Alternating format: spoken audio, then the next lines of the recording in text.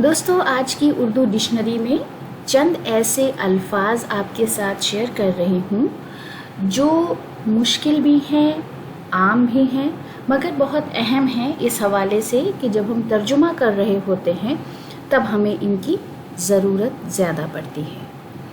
तो सबसे पहला जो लफ्ज़ मैंने लिया है वो है इजाफ़ा, जिसका मतलब है हाइक या इंक्रीज्ड, वृद्धि यानी किसी चीज़ का बढ़ना।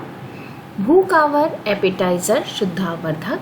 ज़हानत इंटेलिजेंस, जिसे हम बुद्धि कहते हैं। ज़हीन उसी का एडजेक्टिव है, इंटेलिजेंट और बुद्धिमान।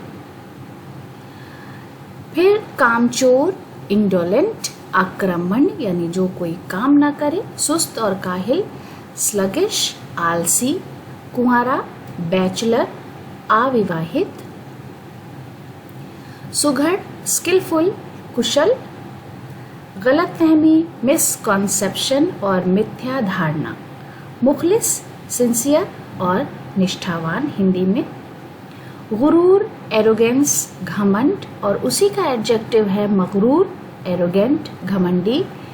मासूमियत, इनोसेंस, निष्कपटता और उसी का एडजेक्टिव है मासूम, इनोसेंट, निष्कपट। तो दोस्तों, आज की उर्दू डिक्शनरी के लिए ये हमारी छोटी सी पेशकश थी। उम्मीद है कि वीडियो आपको पसंद आया होगा। बहुत बहुत शुक्रिया।